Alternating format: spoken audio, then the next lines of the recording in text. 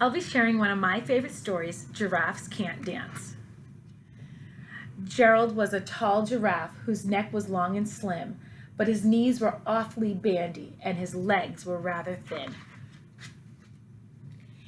He was very good at standing still and munching shoots off trees, but when he tried to run around, he buckled at the knees.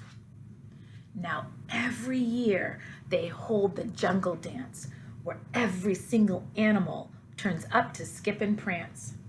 And this year when the day arrived, poor Gerald felt so sad, because when it came to dancing, he was really very bad. The warthogs started waltzing, and the rhinos rock and rolled. The lions danced a tango, which was elegant and bold.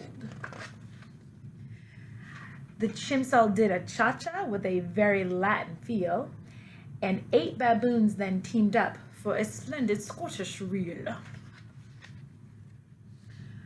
Gerald swallowed bravely, and he walked towards the floor. But the lions saw him coming, and they soon began to roar. "Hey, look at clumsy Gerald!" The animals all laughed. "Giraffes can't dance, you silly fool. Oh, Gerald, don't be daft." Gerald simply froze up. He was rooted to the spot. "They're right," he thought. "I'm useless. Oh, I feel like such a clot." So he crept off from the dance floor and he started walking home. He'd never felt so sad before, so sad and so alone.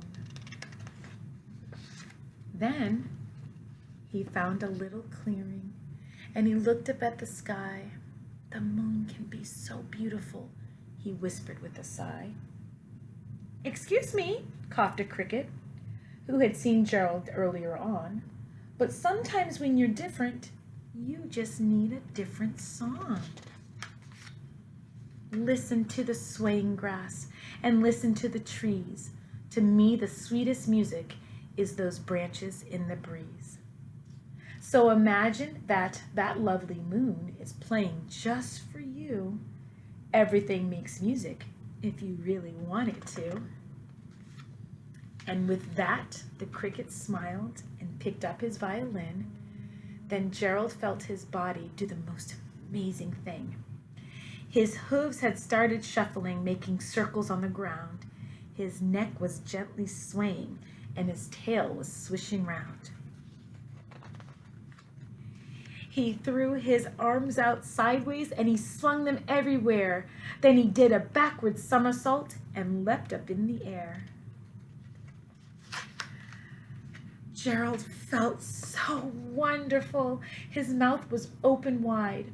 "I am dancing. Yes, I'm dancing. I am dancing," Gerald cried.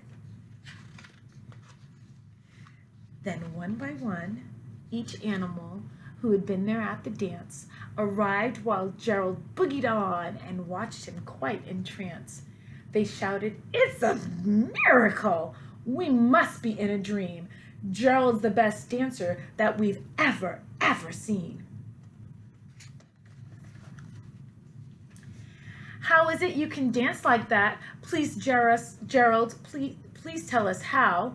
But Gerald simply twizzled around and finished with a bow.